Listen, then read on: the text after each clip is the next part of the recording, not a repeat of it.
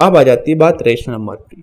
तो rational numbers जो हैं वो थोड़ा सा और ज़्यादा इंटरेस्टिंग कॉन्सेप्ट है, थोड़ा सा कॉम्प्लेक्स है बट उतना ही इंटरेस्टिंग भी है।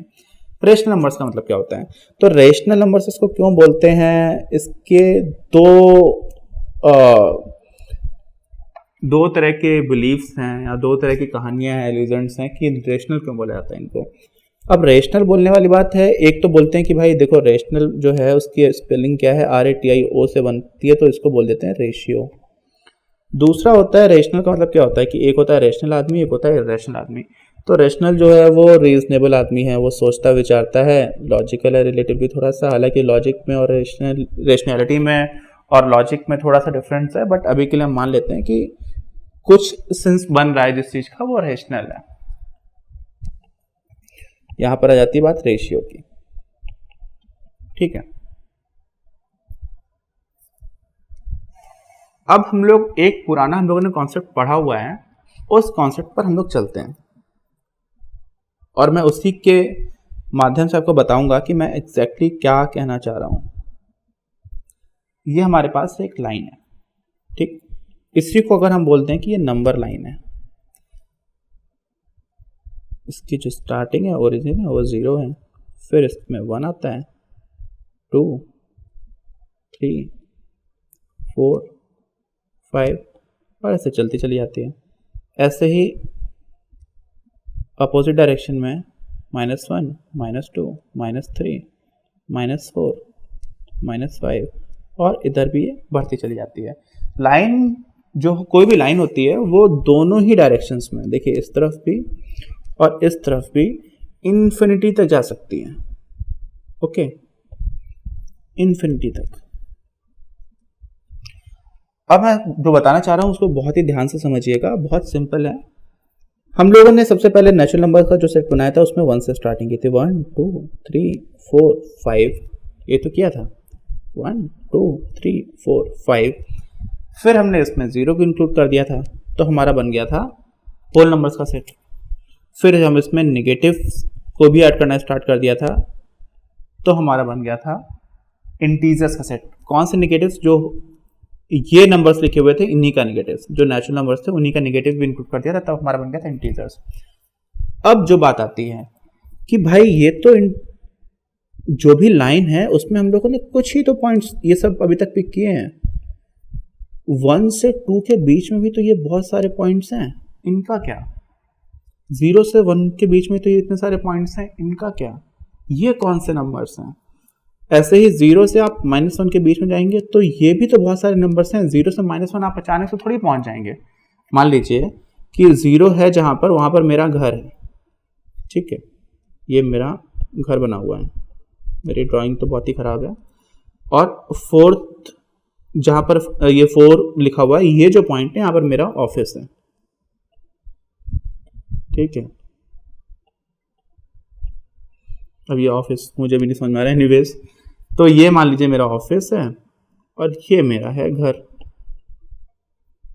मैं अपने घर से ऑफिस के लिए पैदल चलना स्टार्ट करता हूं, तो हो सकता है कि मैं घर से निकला और यहीं पे जाकर के रुक गया, मेरे पैर में चोट लग गई।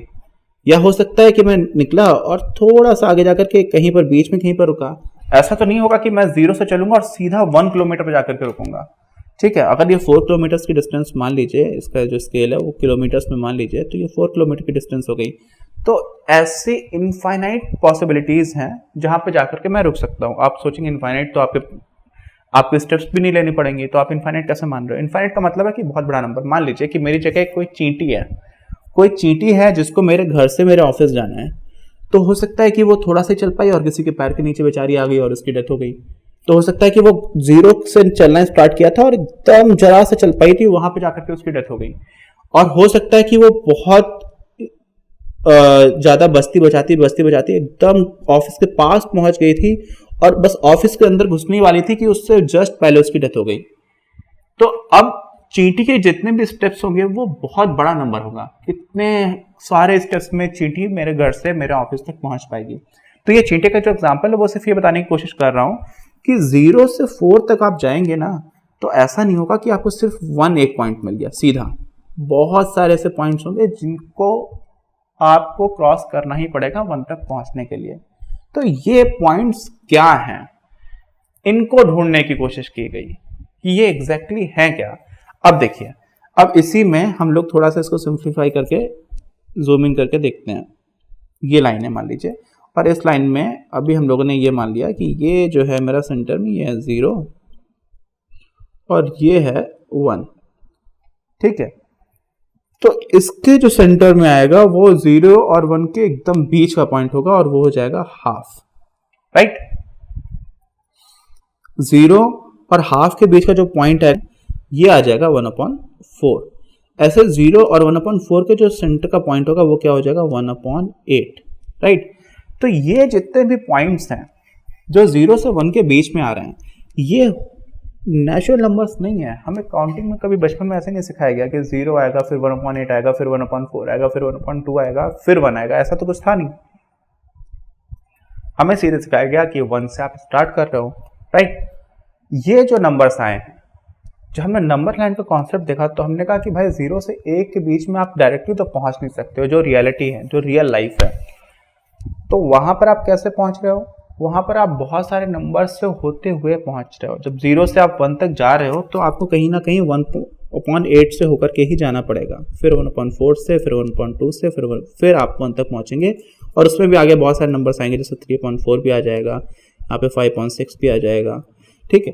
तो ये सारे नंबर्स जो पढ़ रहे हैं, ये नंबर्स को अगर आप ध्यान से देखेंगे तो अल्टीमेटली ये है क्या, ये दो नंबर्स का रेशियो ही तो है। इसको मैंने क्या लिखा हुआ है, ये है 1/8, राइट। यानी कि 1 को आपने 8 पार्ट्स में डिवाइड कर दिया, 1 को आपने 8 पार्ट्स में डिवाइड कर दिया, 1 को आपने 8 भागों में तोड़ दिया, उनमें से एक हिस्सा जो है वो एक हिस्से की जो वैल्यू है वो 1/8 है। अगर ये जो डिस्टेंस है इसको आपने 8 इक्वल पार्ट्स में डिवाइड कर दिया तो जो एक पार्ट की डिस्टेंस आएगी वो इतना होगी, राइट। और उसको हम लोग बोल रहे हैं 1/8। अब ये जितने भी पॉइंट्स हमें मिले हैं इन सबको हमने रेशियो में ही तो लिखा हुआ है, 1/4, 1/2, 3/4, 5/6। अब क्योंकि हमने इनको रेशियो में लिख पा रहे हैं, हम इन सारे पॉइंट्स को जो हमारे बीच में आ रहे हैं, तो हमने इनको बोला है कि ये रेशियो वाले नंबर्स हैं, और वहां से नाम निकल कर क्या है कि ये रेशियो पर बेस्ड है, इसलिए इनको हम लोग बोलेंगे रेशनल नंबर्स, ठीक है। इसका मतलब रेशनल नंबर्स क्या हुए, रेशनल नंबर्स वो सारे नंबर्स हुए जिनको हम P/Q की फॉर्म में लिख सकते हैं, where P and Q both are integers, ठीक है, and Q is not equal to 0, right. इसमें एक चीज और भी कभी कभी कर देते हैं कि नॉर्मली जो ट्रेडिशन है उसमें हम Q को नेगेटिव इंटीजर नहीं लेते हैं, अगर नेगेटिव है भी तो जिससे मान लीजिए मैं बता देता हूँ कि मान लीजिए 5/7 है तो हम न्यूमरेटर में ही नेगेटिव लगाते हैं, नॉर्मली डिनोमिनेटर में नहीं लगाते हैं, बट कोई फर्क नहीं पड़ता है, वो रेलिवेंट भी नहीं। रेलिवेंट ये है कि हम Q is not equal to 0 क्यों लिखते हैं, ये 0 क्यों लिखते हैं, ये खुद में ही एक बहुत इंपॉर्टेंट कॉन्सेप्ट है जिसको मैं अभी आपको बताऊंगा और फिर कभी भूलेंगे नहीं आप। तो अभी के लिए ऐसे सारे नंबर्स जो रेशियो की फॉर्म में लिखे हुए हैं, हमें ऐसा लगता था जब आज से बहुत साल पहले की बात करते हैं, कुछ 2500 ईयर्स अगो, तो ग्रीक मैथमेटिशियंस आपस में जब बात करते थे तो उन लोगों को ये लगता था कि हाँ ये लाइन के बीच जितने भी पॉइंट्स हैं वो देखो सारे कवर तो हो जा रहे हैं, आप इसके भी बीच में चले जाओगे तो 1/16 मिल जाएगा, 1/8 और 1/4 के बीच में कहीं पर जाओगे तो यहाँ पर कुछ तो मिलेगा आपको, 1/6 भी मिलेगा बीच में, 1/7 भी आपको इनके बीच में मिलेगा, एग्जैक्टली बीच में नहीं बट इन दोनों के ही बीच में मिलेगा। तो उनको ऐसा लगता था कि इस लाइन पर आने वाले जितने भी पॉइंट्स हैं वो सारे के सारे पॉइंट्स दो इंटीजर्स के रेशियो में रिप्रेजेंट किए जा सकते हैं, ये उनको ऐसा लगता था। मैं बार बार बोल रहा हूँ लगता था, इसका मतलब क्या ये सही था, वी डोंट नो, अभी हम इसको डिस्कस करेंगे। जो दूसरा तरीका है रेशनल वाला, वो क्यों इसको रेशनल नंबर बोला जाता था, वो ये बोला जाता था कि देखो भाई हमें काउंट करना आता है, हमने काउंटिंग सीखी है 1 2 3 4 5, और इन्हीं नंबर्स को आप एक से दूसरे में डिवाइड कर दो तो हमें सारे नंबर्स मिल जाते हैं।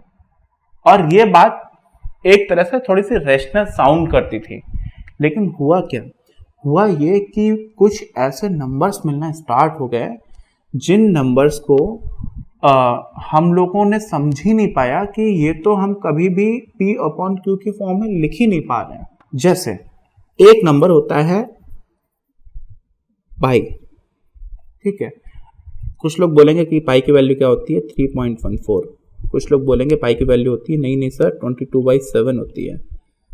ये दोनों ही जो वैल्यूज हैं पाई की, ये वैल्यूज गलत हैं, ये पाई की वैल्यू होती नहीं है। ये पाई की जो एक्चुअल वैल्यू है उसके काफी क्लोज वैल्यू है।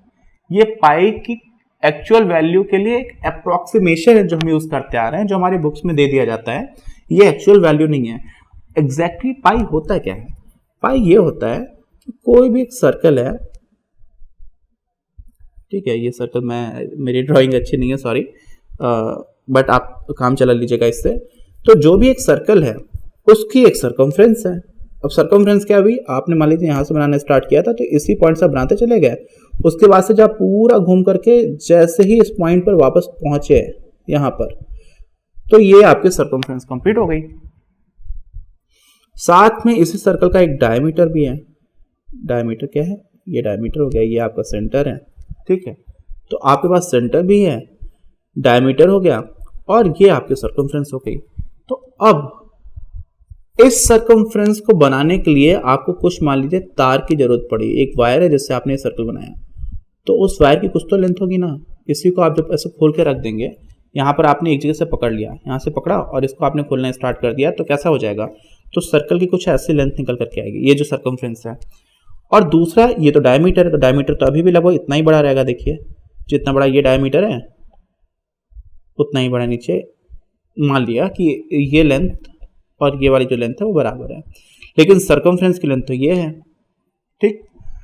अब देखा ये गया कि कैसा भी सर्कल हो, कोई भी सर्कल हो, आप छोटा सर्कल बना दीजिए, उस छोटे सर्कल का जो सरकमफ्रेंस है और उस छोटे सर्कल का जो डायमीटर है, अगर आप इस सरकमफ्रेंस को भी खोल करके रखेंगे तो ऐसे ही हो जाएगी, और ये जो डायमीटर है वो अभी ऐसा ही रहेगा, ठीक। हमेशा ये देखा गया कि सरकमफ्रेंस और डायमीटर का जो रेशियो है, यानी कि circumference of a circle, length of circumference of a circle को जब आप length of diameter of a circle से डिवाइड करेंगे, किससे? diameter of a circle से, तो जो हमें नंबर मिलेगा वो हमेशा एक कांस्टेंट होगा। मतलब आप हमेशा किसी भी तरह का सर्कल हो, जब आप उसकी सरकमफ्रेंस की लेंथ निकालेंगे और उसी सर्कल के डायमीटर की लेंथ से डिवाइड करेंगे, तो जो आपको नंबर मिलेगा वो एक फिक्स्ड नंबर है। यही जो कांस्टेंट है इसी को हम बोल देते हैं पाई। और पाई एक्चुअली कोई नंबर नहीं है, जो ये कांस्टेंट निकल करके आ रहा होता है ना, ये ऐसा कुछ आता होगा 3.1415926, ऐसा आगे कुछ चलता चला जाता है, मुझे इसके आगे याद नहीं है। तो ये जो नंबर है ये कभी भी खत्म नहीं होता और ये हमेशा ही चलता चला जाएगा। इसमें ऐसा भी नहीं हो रहा है कि डेसिमल के बाद जो भी कुछ लेकर के आ रहा है वो रिपीट करे, तो ये रिपीट भी नहीं कर रहा है और ये खत्म भी नहीं हो रहा है। और जो इस तरह के नंबर्स हैं उनको हम रेशियो में कन्वर्ट नहीं कर पाते हैं, और जब उनको रेशियो में कन्वर्ट नहीं कर पाते हैं तो जो रेशनल नंबर की डेफिनेशन थी रेशियो वाले टर्म्स में कि आप दो इंटीजर्स के रेशियो में इसको लिख सकते हैं, वो हम नहीं लिख पाते हैं। और जब ये देखा गया कि कुछ ऐसे नंबर्स मिलते हैं, हालांकि ये पाई से यहाँ पर नहीं पहुंचे थे मैं इस कंक्लूजन पर कि रैशनल नंबर्स हैं, लेकिन एक मैथमेटिशियन था, उसका नाम था हिप्पैकस, और जो पाइथागोरस हम लोगों ने थ्योरम पढ़ी हुई है, तो पाइथागोरस के जितने भी शिष्य हुआ करते थे वो एक पाइथागोरियन सेक्ट बना करके चलते थे, एक मैथमेटिशियन का भी सेक्ट हुआ करता था, और वो सारे लोग ये बिलीव करते थे कि जितने भी नंबर्स हैं वो आप दो इंटीजर्स के रेशियो में बता सकते हो, बना सकते हो। बट इसको ये समझ में आया कि नहीं, ऐसा तो है नहीं। और जब इसने ये बताया तो बोला जाता है कि एक वो इंटेलेक्चुअल एरोगेंस भी होती है कि नहीं इतने सालों से जो सब कुछ पढ़ते आ रहे हैं वो थोड़ी गलत होगा। तो उन सारे फैक्टर्स की वजह से उसका जो एंड था वो काफ़ी दुखद एंड हुआ। ऐसे लीजेंड्स है, मिथ भी हो सकता है, आई डोंट नो, बट इस तरह की कहानियाँ चलती हैं। तो पॉइंट ये है कि हमें कुछ ऐसे नंबर्स मिलना स्टार्ट हो गए जिसको हम रेशियो में लिख ही नहीं पा रहे थे, और जब लोगों को ऐसा समझ में आया कि ओह हो ये क्या हो गया, तो उन्हीं को बोला गया कि ये तो कुछ इरेशनल चीज हो रही है, ये तो लॉजिकली गलत साउंड कर रही है। और इस वजह से ऐसे नंबर्स को बोला गया इर्रेशनल नंबर्स।